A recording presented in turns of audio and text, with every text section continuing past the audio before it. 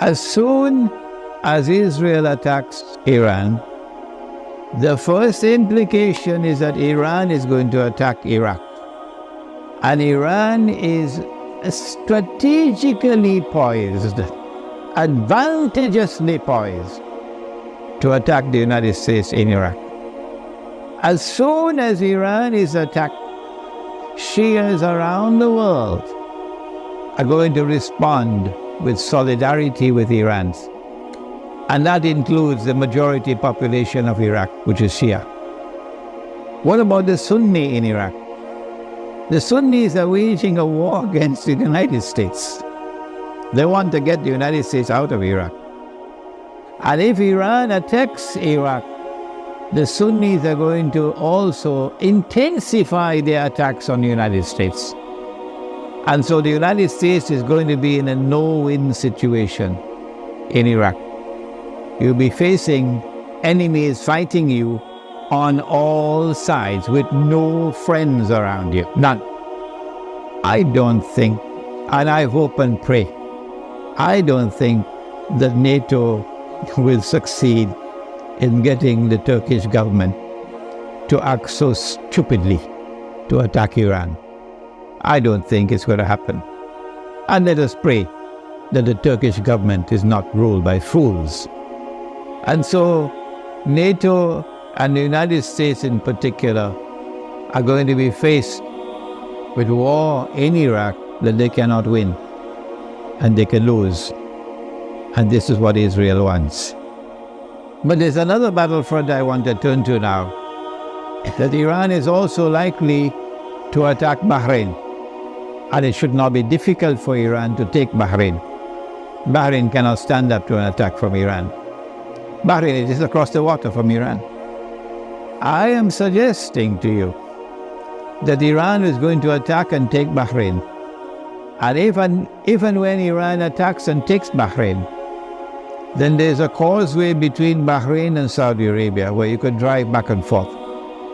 The road will be clear to Saudi Arabia. I am anticipating, and the Saudis probably already have their plans laid out very well, because they know what's going to happen. And Israel already knows what's going to happen. Then they're then going to turn to the United States to invoke whatever secret agreements they have of defense. But the United States has to intervene in Saudi Arabia to protect Saudi Arabia from an attack from Iran. I think the Zionists in the US Congress will ensure, even though the US armed forces would not want to go in there, the Zionists in the US Congress will ensure that American forces will have to enter into Saudi Arabia to face Iran. If that happens, number one consequence will be the United States will be facing two fronts where they're going to lose the war. The first front will be Iraq and the second front will be Saudi Arabia. In order to save the United States from defeat, Israel will have to intervene. And so history will repeat itself for those who have been reading Jerusalem in the Qur'an. In order for the passage from Pax Britannica to Pax Americana to take place, you remember? The First World War had to take place. And in the First World War, the Germans brought in their submarines. And Britain, the island, was marooned, surrounded by German submarines. And Britain would have lost the war. And at that critical moment, the Zionists then brought the United States into the war, despite the efforts of men like Henry Ford. And when the United States entered into the war, then Britain was saved from defeat. But the consequence of that was that Britain was no longer the ruling state in the world.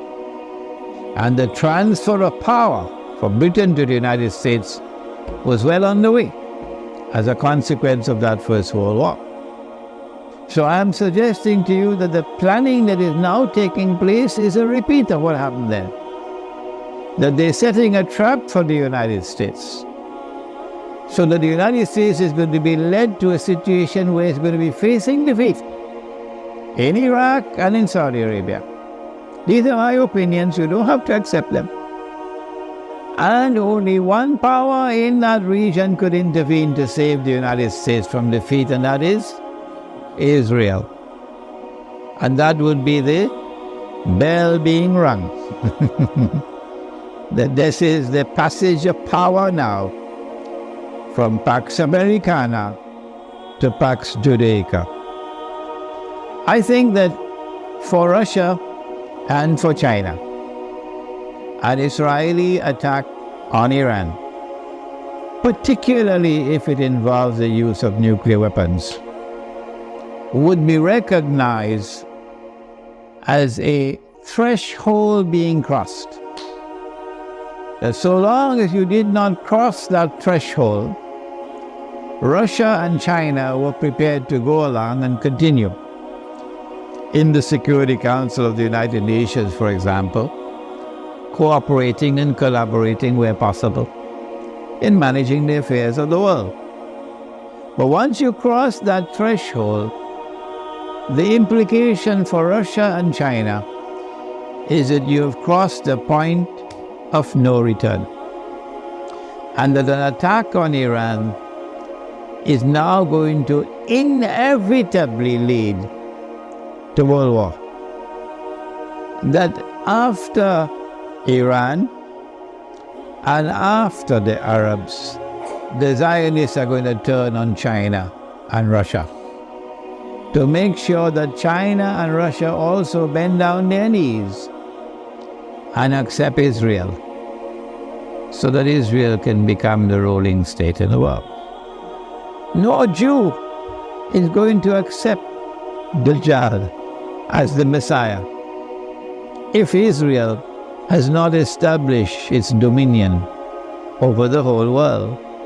No Jew will accept Dajjal as the Messiah when he comes if Israel at that time has not established its political and economic dominion over the world. And that includes Russia and China. And so Russia and China would know today it's them, tomorrow it's us. And they're not going to wait until tomorrow to recognize that. The minute Iran is attacked, they will recognize that the threshold has been crossed and that we are now moving inevitably towards nuclear war.